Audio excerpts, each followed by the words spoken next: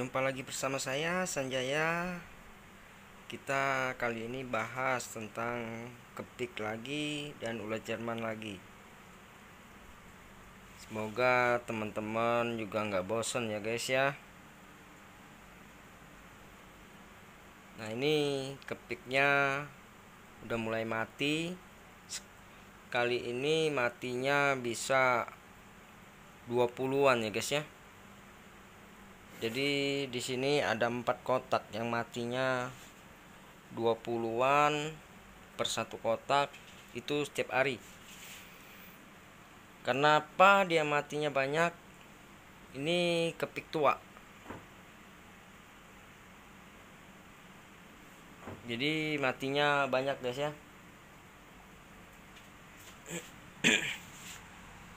Ada berapa kotak yang matinya ada 40. Ini mati guys. Jadi kita buang aja. Kalau kita nggak buang nanti di dalam kotak ini bau ya guys ya. Bau, terus medianya juga kotor. Jadi kita jaga kebersihan di dalam kotak ini. Media bertelurnya nanti bermasalah. Jadi kita harus buang kepik yang udah mati. Makanya kita buru-buru buat bibit. Itu ada 15.000 kumbang nantinya. Kita perbanyak.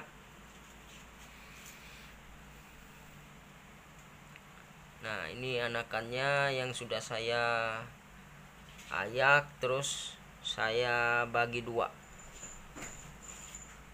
Karena kemarin dia udah kepenuhan ya guys ya.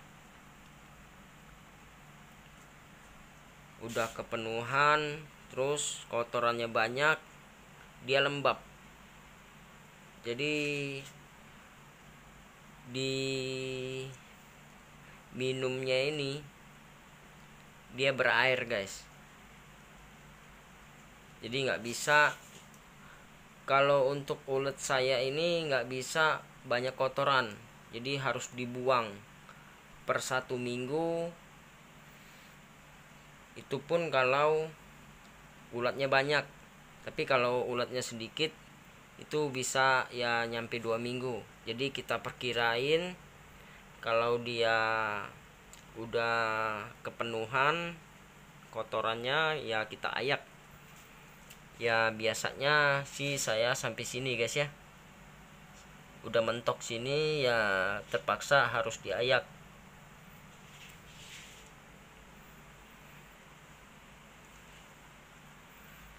Setelah diayak ya ini kita harus pemberian pur. Ini saya ngayaknya bersih guys ya, nggak ada kotoran. Jadi kotorannya itu dibuang semua, karena kotorannya nggak ada yang beli guys ya, nggak ada yang mau. Jadi kita buang aja. Karena kalau dikumpulin per karung-karung itu nggak ada tempat juga untuk nampungnya kita, karena lahannya kecil di sini ya guys ya. Nah, ini ulat yang siap jual. Ini berusia hampir 1 bulan. Sebentar lagi 1 bulan. Jadi di kotak seperti ini saya hanya, ini di usia 3 minggu ke atas ya guys ya. 3 minggu ke atas. Ini saya timbang untuk kotak seukuran ini 3 kilo.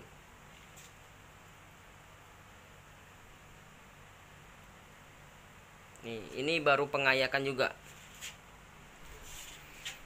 Jadi semuanya per 3 kilo guys.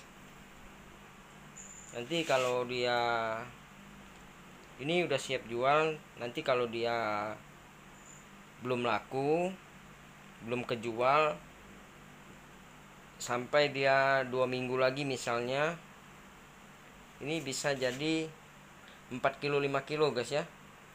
4 kilo 5 kilo ya, kita harus pisahin lagi, dibagi jadi 2 kotak, dibagi jadi 3 kotak, jadi seperempat. Oke guys, 2 kotak jadi 3 kotak. Oke, biasanya sih saya seperti itu, jadi diperkirain. Nah ini saya pengen tahu, jadi saya ayak terus saya timbang 3 kilo ya udah lumayan untuk usia ulet itu 3 minggu ke atas, 1 bulan lah taruhlah ya guys. Ini ya 3 kilo udah cukup. Jadi kalau kita taruh 4 kilo ini kepenuhan sama aja. Nah ini tadinya penuh guys ya, ada yang 5 kilo, ada yang 4 kilo, ada yang 4 kilo setengah. Jadi nggak merata, terpaksa saya timbang. Saya mau coba timbang,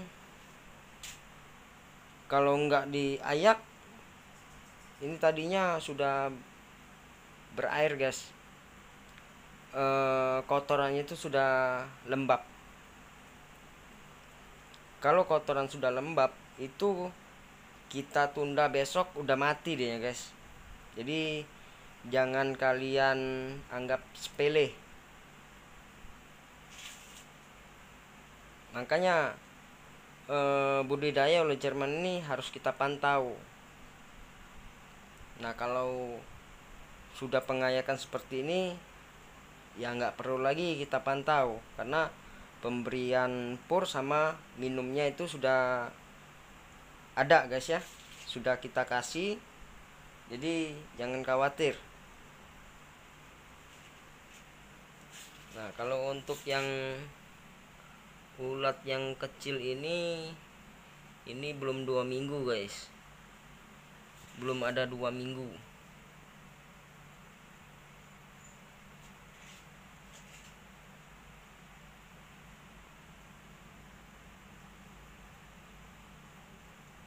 Ini guys, jadi kita pengayakan bersih, jadi kita kasih lihat tuh, ini lantainya, ini pur semua tuh, yang ada cuman pur aja, jadi kotorannya tuh nggak ada untuk pengayakan. Nah untuk teman-teman yang belum tahu, ini kalau kalian kotaknya kebesaran, uletnya kedikitan, itu juga nantinya bermasalah. Jadi kalian harus perhatiin guys ya, harus menyesuaikan banyaknya ulet, gedenya tempat.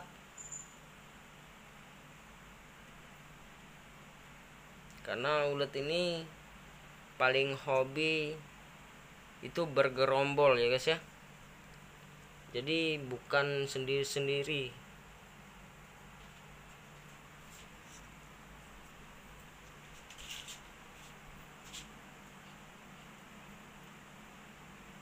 Kalau untuk pembibitan saya di dalam rumah guys, di ruang tamu, jadi nggak terganggu sama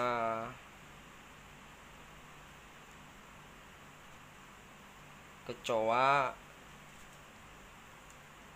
cicak, hewan-hewan lainnya. Oke guys, jadi kalau di dalam rumah itu bisa kita pantau untuk pembibitannya. Karena kenapa? Karena untuk bibit itu pasti ada yang cacat. Kenapa bisa cacat? Itu disebabkan karena dia ganti kulit itu nggak lepas guys ya, kulitnya nggak lepas sempurna. Jadi kira-kira seperti ini dia ganti kulit, terus kulitnya itu belum copot udah diganggu sama temen-temennya, jadi berontak guys. Nah pas berontak itu kulitnya terlepas, terputus dari yang di pantatnya guys. Jadi semenjak karena dia berontak itu dia keputus. Nah itu yang menyebabkan ulet itu cacat.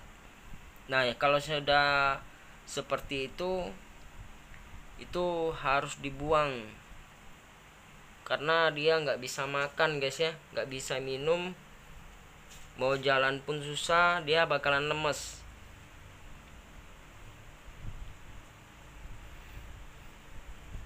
Nah kalau ulet kalian jelek, itu pasti yang dia cacat seperti itu dimakan sama temennya, itu yang ulet jelek. Tapi kalau yang uletnya bagus, mau uletnya cacat, mau uletnya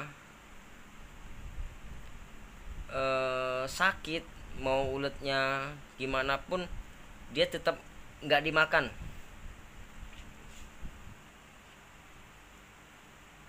Karena di ulet Jerman ini pemberian makan sama minumnya itu standby harus, walaupun sedikit guys ya, misalnya kehabisan sedikit pun harus ada.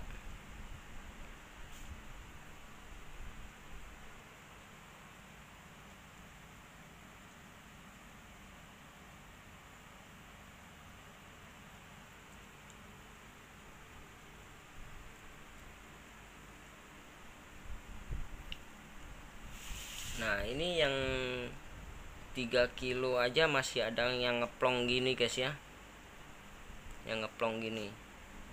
Nah nanti kalau sudah ditutup sama kotak yang kosong, itu dia merata lagi. Jadi intinya di budidaya ulet Jerman ini harus gelap, bukan berarti mati lampu. Sirkulasi udara, jangan panas. Panas boleh, tapi sirkulasi udara itu harus puter. Jadi untuk di ulet Jerman ini dia kuat panas. Dia kuat panas. Yang terpenting ada sirkulasi udara. Dia kuat dingin. Terkadang kayak seperti kemarin itu hujan seharian guys. Jadi kipas angin ini tetap menyala terus. Paham ya?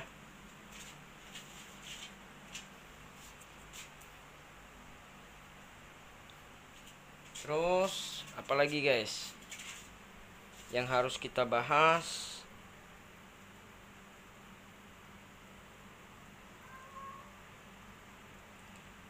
Ini kepik tua, tapi dia ada sebagian yang masih lincah, masih gagah, dan ada sebagian yang kakinya udah nggak kuat untuk berjalan. Nah yang udah nggak kuat berjalan itu tinggal nunggu aja guys ya. Biasanya kalau dia sudah mantep kayak gitu, saya udah buang, karena dia sudah nggak bisa napak lagi, nggak bisa berjalan satu langkah. Tapi kalau dia masih bisa jalan, saya nggak akan buang.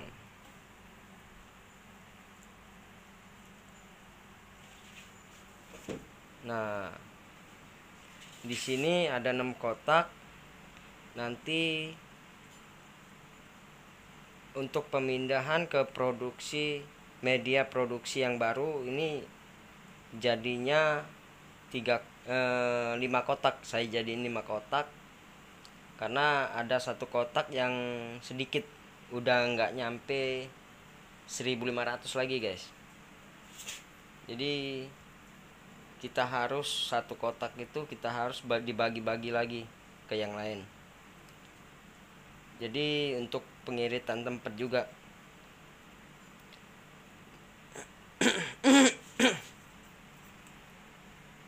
Di 2 kotak yang bawah itu produksinya paling banyak guys. Dia aktif bertelur. Jadi di kepik ulet Jerman ini satu kepik itu bisa bertelur banyak guys ya, bukan 1-2 aja telurnya, dia banyak. Satu hari itu sudah banyak telurnya. Tapi satu perkawinan itu bertelurnya berapa hari saya nggak tahu, tapi sedalam satu hari itu telurnya banyak banget. Karena pernah dia bertelur di sini, berderet di sini guys. Itu satu hari, dalam satu hari di keliling sini, karena dia keluar sekeliling.